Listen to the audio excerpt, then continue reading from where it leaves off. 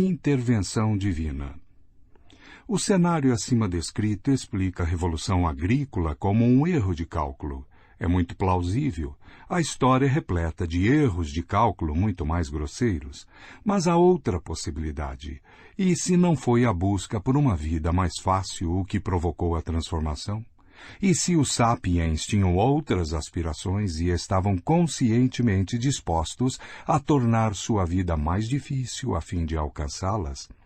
Os cientistas normalmente procuram atribuir os desdobramentos históricos a fatores econômicos e demográficos objetivos, e isso casa melhor com seus métodos matemáticos e racionais. No caso da história moderna, os acadêmicos não podem evitar levar em consideração fatores não materiais, como ideologia e cultura. As evidências escritas os obrigam a isso. Temos documentos, cartas e memórias suficientes para provar que a Segunda Guerra Mundial não foi causada por escassez de alimentos ou pressões demográficas, mas não temos documentos da cultura natufiana. E sendo assim, ao lidar com períodos antigos, a escola materialista reina absoluta. É difícil provar que os povos pré-letrados fossem motivados por fé e não por necessidade econômica. Legenda da figura. Esquerda. As ruínas de uma estrutura monumental de Göbekli Tepe. Direita, um dos pilares de pedra decorados com cerca de 5 metros de altura. Fim de Legenda da figura.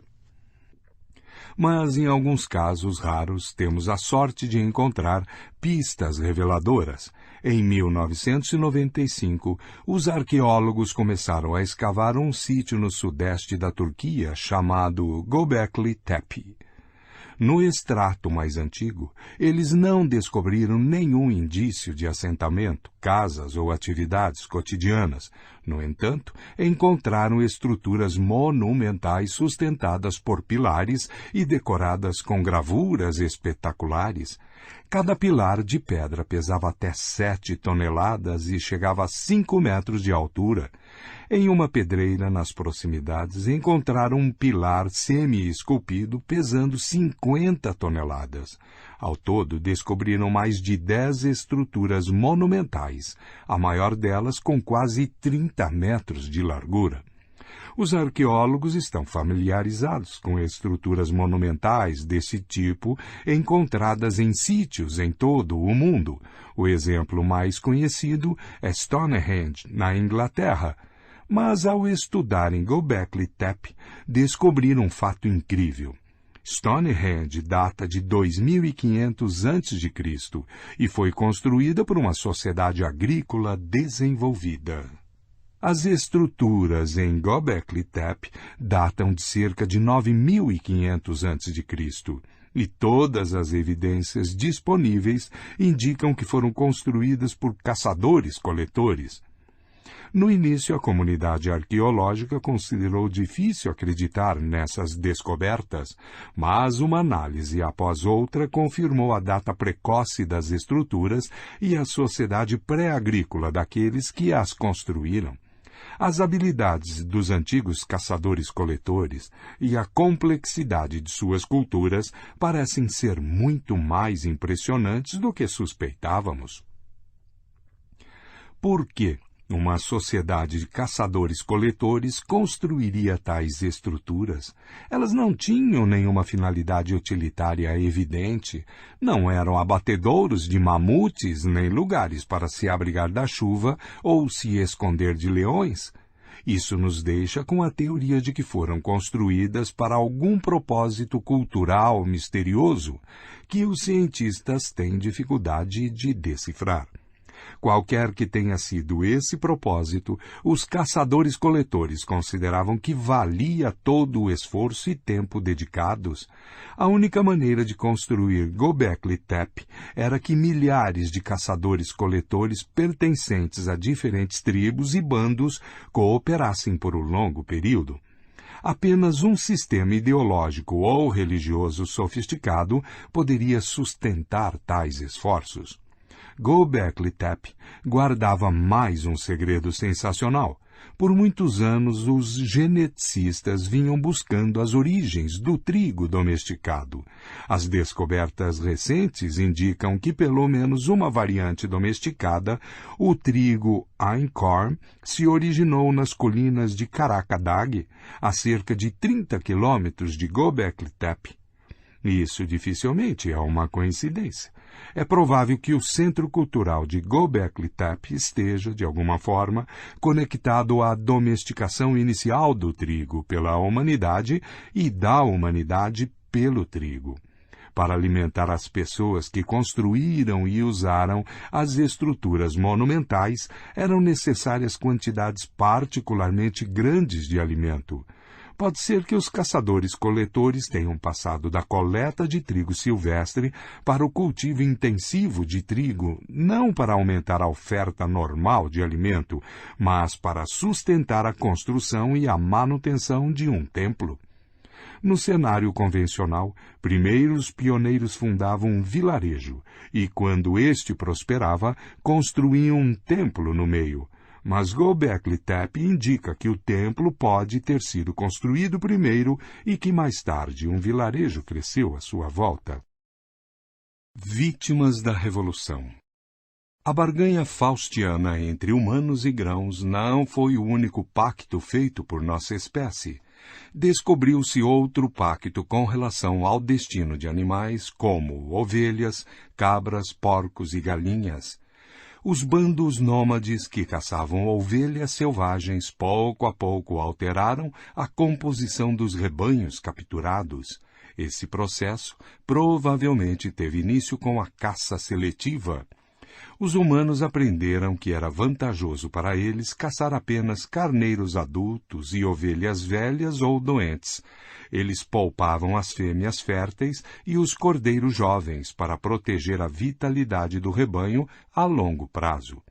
O segundo passo talvez tenha sido defender ativamente o rebanho de predadores, afastando leões, lobos e bandos humanos rivais. Depois, o bando talvez tenha encurralado o rebanho em um desfiladeiro para controlá-lo e defendê-lo melhor. As pessoas começaram a fazer uma seleção mais cuidadosa das ovelhas para adaptá-las às necessidades humanas. Os carneiros mais agressivos, aqueles que mostravam mais resistência ao controle humano, eram abatidos primeiro, como também as fêmeas mais curiosas e mais magras. Os pastores não gostam de ovelhas cuja curiosidade as leva para longe do rebanho. A cada geração, as ovelhas se tornaram mais gordas, mais submissas e menos curiosas. Voa lá! Mary tinha um carneirinho e a todo lugar que ela ia, ele ia também. Outra possibilidade é que os caçadores capturassem e adotassem um cordeiro, engordando-o durante os meses de fartura e abatendo-o em época de escassez. Em algum momento eles começaram a manter um número maior de tais cordeiros. Alguns deles chegavam à puberdade e começavam a procriar. Os mais agressivos e rebeldes eram abatidos primeiro. Os mais submissos e atraentes tinham a chance de viver mais tempo e procriar. O resultado foi um rebanho de ovelhas domesticadas e submissas. Tais animais domesticados, ovelhas, galinhas, jumentos e outros, forneciam comida, carne, leite e ovos, matérias-primas, pele, lã e força muscular. O transporte, o arado, a moenda e outras tarefas até então realizados por força humana foram progressivamente executados por animais. Na maioria das sociedades agrícolas, as pessoas priorizavam o cultivo de espécies vegetais. Criar animais era uma atividade secundária. Mas um novo tipo de sociedade também apareceu em alguns lugares, tendo por base primordialmente a exploração de animais. Tribos de pastores. À medida que os humanos se espalharam pelo mundo, os animais domesticados também o fizeram. Há dezenas de milhares de anos, não mais de alguns milhões de ovelhas, vacas, cabras, javalis e galinhas viviam em nichos seletos na África e na Ásia. Hoje, o mundo tem cerca de 1 bilhão de ovelhas, 1 bilhão de porcos, mais de 1 bilhão de cabeças de gado e mais de 25 bilhões de galinhas. E eles estão pelo mundo todo. As galinhas domesticadas são as aves mais disseminadas até hoje. Depois do Homo sapiens, o gado, o porco e a ovelha são, nessa ordem, os grandes mamíferos mais difundidos no mundo. De uma perspectiva estritamente evolutiva, que mede o sucesso de uma espécie pelo número de cópias de DNA, a revolução agrícola foi uma grande vantagem para galinhas, vacas, porcos e ovelhas. Vítimas da Revolução. A barganha faustina entre humanos e grãos não foi o único pacto feito por nossa espécie. Descobriu-se outro pacto com relação ao destino de animais como ovelhas, cabras, porcos e galinhas. Os bandos nômades que caçavam ovelhas selvagens pouco a pouco alteraram a composição dos rebanhos capturados. Esse processo provavelmente teve início com a caça seletiva. Os humanos aprenderam que era vantajoso para eles caçar apenas carneiros adultos e ovelhas velhas ou doentes. Eles poupavam as fêmeas férteis e os cordeiros jovens para proteger a vitalidade do rebanho a longo prazo. O segundo passo talvez tenha sido defender ativamente o rebanho de predadores, afastando leões, lobos e bandos humanos rivais. Depois, o bando talvez tenha encurralado o rebanho em um desfiladeiro para controlá-lo e defendê-lo melhor. As pessoas começaram a fazer uma seleção mais cuidadosa das ovelhas para adaptá-las às necessidades humanas. Os carneiros mais agressivos, aqueles que mostravam mais resistência ao controle humano, eram abatidos primeiro, como também as fêmeas mais curiosas e mais magras. Os pastores não gostam de ovelhas cuja curiosidade as leva para longe do rebanho. A cada geração, as ovelhas se tornavam mais gordas, mais submissas e menos curiosas. Voa lá! Mary tinha um carneirinho e a todo lugar que ela ia, ele ia também. Outra possibilidade é que os caçadores capturassem e adotassem um cordeiro, engordando-o durante os meses de fartura e abatendo-o em época de escassez. Em algum momento, eles começaram a manter um número maior de tais cordeiros. Alguns deles chegavam à puberdade e começavam a procriar. Os mais agressivos e rebeldes eram abatidos primeiro. Os mais submissos e atraentes tinham a chance de viver mais tempo e procriar. O resultado foi um rebanho de ovelhas domesticadas e submissas. Tais animais domesticados, ovelhas, galinhas, jumentos e outros, forneciam comida, carne, leite, ovos, matéria-prima, pele, lã e força muscular. O transporte, o arado, a moenda e outras tarefas até então realizados por uma força humana foram progressivamente executados por animais. Na maioria das sociedades agrícolas, as pessoas priorizavam o cultivo de espécies vegetais. Criar animais era uma atividade secundária. Mas um novo tipo de sociedade também apareceu em alguns lugares, tendo por base primordialmente a exploração de animais, tribos de pastores. À medida que os humanos se espalharam pelo mundo, os animais domesticados também o fizeram. Há dezenas de milhares de anos, não mais de alguns milhões de ovelhas, vacas, cabras, javalis e galinhas viviam em nichos seletos na África e na Ásia. Hoje o mundo tem cerca de 1 bilhão de ovelhas, 1 bilhão de porcos, mais de 1 bilhão de cabeças de gado e mais de 25 bilhões de galinhas, e eles estão pelo mundo todo. As galinhas domesticadas são as aves mais disseminadas até hoje. Depois do Homo sapiens, o gado, o porco e a ovelha são, nessa ordem, os grandes mamíferos mais difundidos no mundo. De uma perspectiva estritamente evolutiva, que mede o sucesso de uma espécie pelo número de cópias de DNA, a revolução agrícola foi uma grande vantagem para galinhas, vacas, porcos e ovelhas. Infelizmente, a perspectiva evolutiva é um parâmetro de sucesso relativo, julga tudo segundo os critérios de sobrevivência e reprodução, sem considerar o sofrimento e a felicidade individuais. As galinhas e as vacas domesticadas podem ser uma história de sucesso evolutivo, mas também estão entre as criaturas mais miseráveis que já existiram. A domesticação de animais se baseou em uma série de práticas brutais que só se tornaram cada vez mais cruéis com o passar dos séculos. A expectativa de vida natural de galinhas selvagens é de 7 a 12 anos, e de bovinos é de 20 a 25 anos. Na natureza, a maioria das galinhas e das vacas morria muito antes disso, mas ainda tinha uma boa chance de viver por um número respeitável de anos.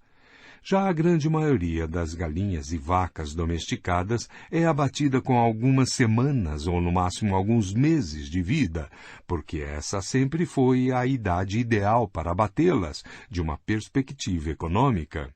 Porque continuar alimentando um galo por 3 anos, se ele já chegou a seu peso máximo depois de 3 meses?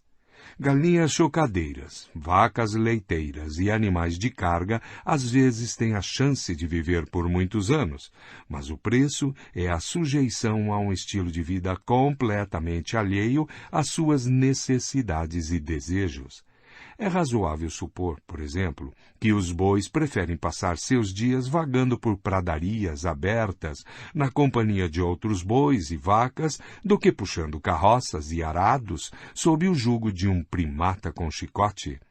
A fim de transformar bois, cavalos, jumentos e camelos em animais de carga obedientes, seus instintos naturais e laços sociais tiveram de ser destruídos, sua agressão e sexualidade contidas e sua liberdade de movimento restringida. Os criadores desenvolveram técnicas como trancar animais em jaulas e currais, contê-los com rédeas e arreios, treiná-los com chicotes e aguilhadas e mutilá-los. O processo de domesticar quase sempre envolve a castração dos machos. Isso restringe sua agressividade e permite que os humanos controlem seletivamente a procriação do rebanho. Em muitas sociedades da Nova Guiné, a riqueza de uma pessoa é tradicionalmente determinada pelo número de porcos que ela possui. Para garantir que os porcos não fujam, os criadores no norte da Nova Guiné cortam um pedaço do focinho do animal. Isso causa dor intensa sempre que o porco tenta cheirar. Como os porcos não conseguem encontrar comida ou mesmo se orientar no espaço sem cheirar, essa mutilação os torna completamente dependentes de seus proprietários humanos. Em outra região da Nova Guiné, é costume arrancar os olhos dos porcos para que eles não possam nem mesmo ver para onde estão indo. Legenda da figura. Pintura de um túmulo egípcio por volta de 1200 a.C. Um par de bois arando um campo. Na natureza, o gado perambulava livremente em bandos com uma estrutura social complexa. Os bois castrados e domesticados desperdiçavam a vida sob chicotadas e num curral apertado, trabalhando sozinhos ou em pares, de uma maneira que não satisfazia suas necessidades físicas, emocionais ou sociais. Quando um boi já não era capaz de puxar o arado, era abatido. Observe a postura arqueada do agricultor egípcio que, como o boi, passava a vida realizando trabalho duro e opressivo para seu corpo, sua mente e suas relações sociais. Fim de legenda da figura. A indústria de laticínios tem suas próprias maneiras de forçar os animais a fazerem sua vontade. Vacas, cabras e ovelhas produzem leite só depois de parir bezerros, cabritos e cordeiros, e apenas enquanto seus filhotes mamam. Para ter uma oferta contínua de leite animal, um fazendeiro precisa ter bezerros, cabritos ou cordeiros para amamentar, mas deve impedi-los de monopolizar o leite. Um método comum ao longo da história foi simplesmente abater os filhotes logo após o nascimento, extrair todo o leite da mãe e então fazer que ela fique prenha novamente. Essa é, ainda hoje, uma técnica muito usual. Em várias fazendas de laticínios modernas, uma vaca leiteira vive cerca de 5 anos antes de ser abatida. Durante esses 5 anos, ela está prenha constantemente e é fertilizada entre 60 e 120 dias depois de parir, a fim de preservar a máxima produção de leite. Seus bezerros são separados dela logo após o nascimento.